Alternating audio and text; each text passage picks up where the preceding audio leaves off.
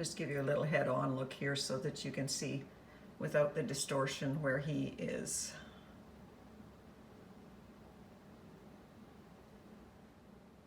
This little guy almost has some purple shades in him as well, but that's just the light of the camera. So I think I'm going to keep him fairly warm and brown, just some browns and grays.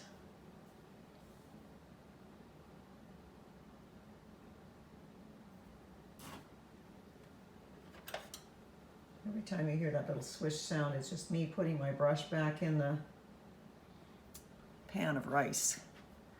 I use a pan of rice to hold my wet brushes, makes them easy to grab again.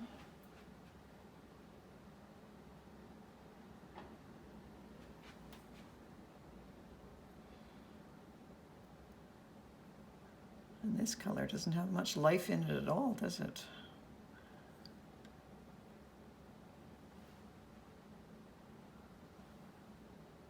I don't know if you can even see that on the camera.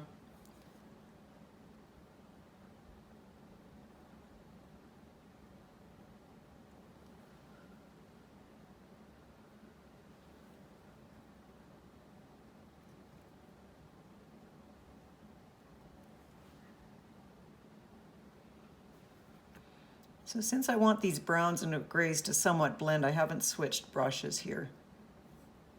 If I want something to go on really cleanly, I will grab a different brush, but for now I'm just using the same brush and going back and forth because I don't care if the colors blend a little. One of the challenges in working with oil paint is you can end up with mud so easily. And one of the reasons that happens is because you're not using different clean brushes for each color.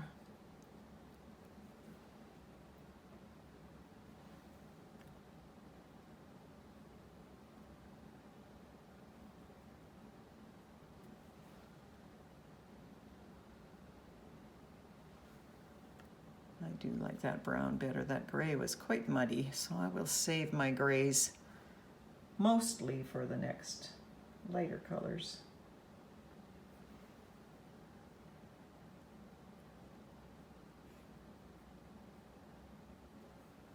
It is a cold and gloomy day here today, even though it's the end of May.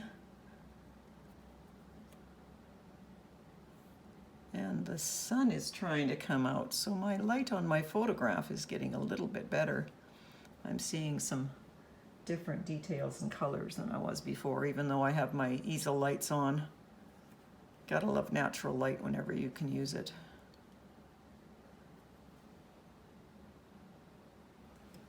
Makes such a difference. You for sure need consistent light. If you're going to be painting different times of the day, just make sure you've got some consistent light or you'll be feeling like you're starting over with every painting session.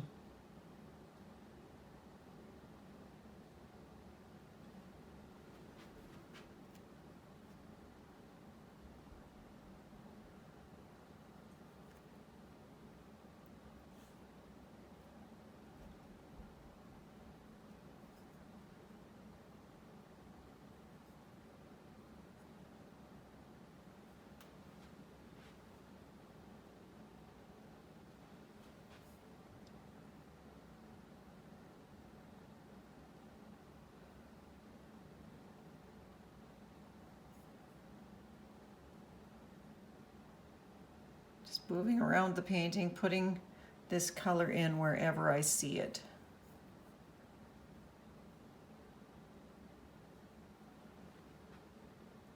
Knowing that I can easily wipe it out if I want to.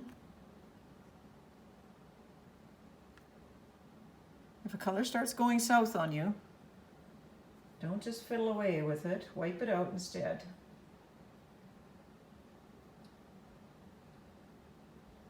Okay, let's try this rust color.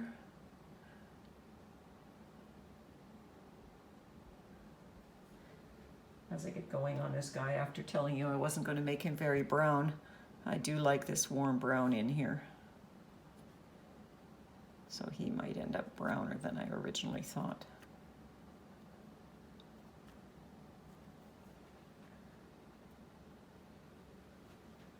Gray can look really dead without some variations.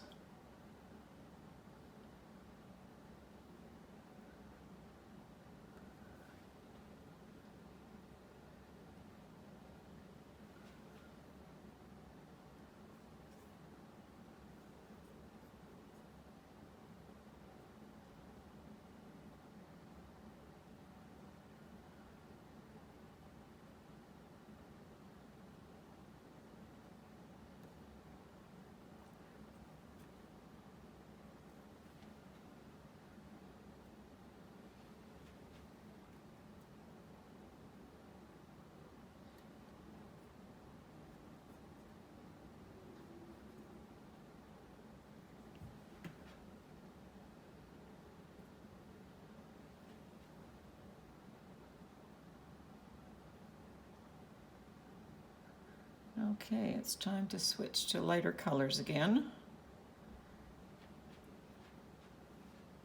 I'm going to add some more blue to that gray mixture.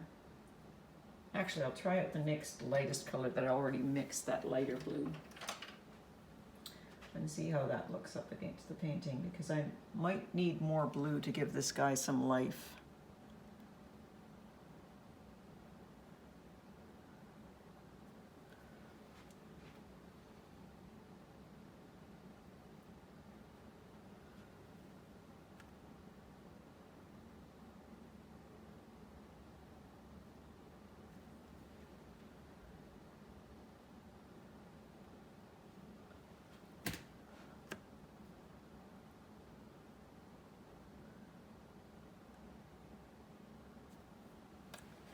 This is a maul stick, just a padding on the end of a stick. And if you're working in an area where you know you would be touching it, you can use this to balance your arm.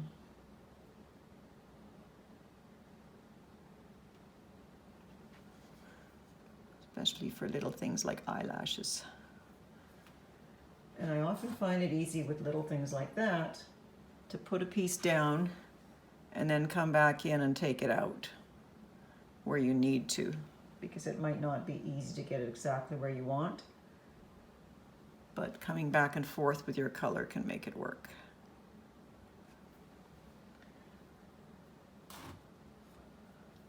Just a little slash for his eyelashes. Oh, I want some rust on his nose.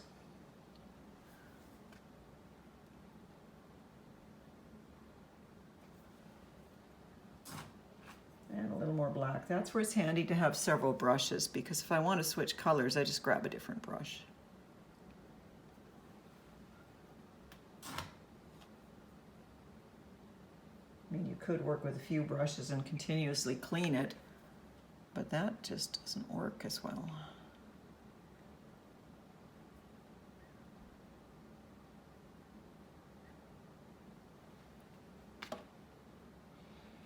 And you don't need to paint hairs, you just need to paint values and colors in certain areas. And then if you indicate a hair edge meeting, it will convince the eye that it's hairy all along. So around the edges there'll be some hair. There might be some wherever one value meets another, you've got an opportunity to add a little bit of that, a little bit of the look of hair. Often a photograph will blow out your colors, and this is really light over here on his knees, and that is going to make it difficult to make him look black if I painted that light. Our eye will accept things in a photograph that it won't in a painting. So I'm going to fill in these areas in a kind of a gray color and then lighten it with another layer and see if that's light enough for me. Often painting is putting down a color and just adjusting it. And when you get better at painting, you don't necessarily make fewer mistakes, you just know better how to correct them.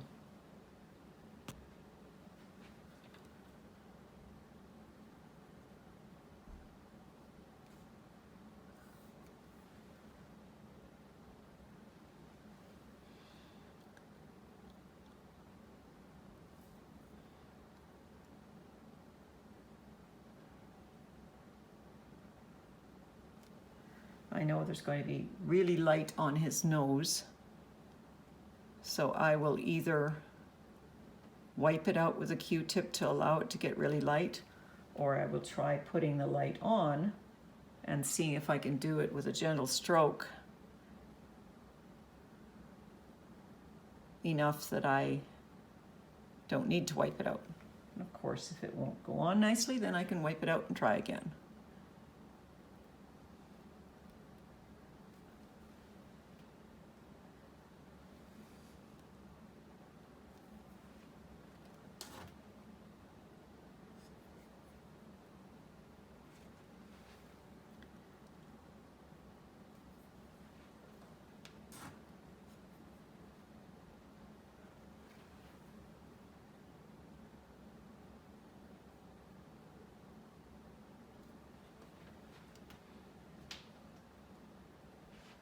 Kind of painting along here because we're recording it, but normally I would be stepping back an awful lot, so I'm trying to make sure that I still do that enough that I don't get lost in my painting.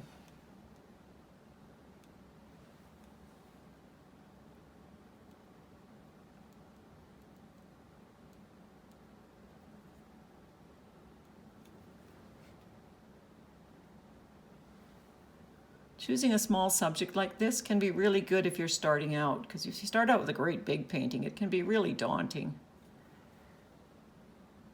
Now, this little guy being so small also has its challenges because the details are small. So you might be best to start out with a canvas this size, but something like just an animal's head. And that would give you a little more space.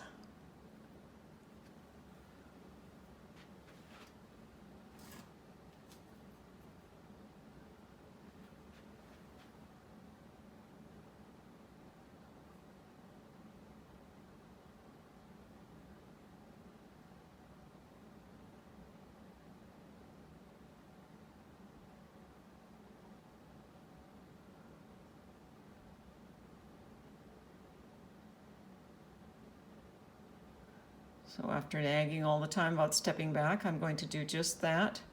Take a little bit of time to look at the painting. Grab myself a hot chocolate.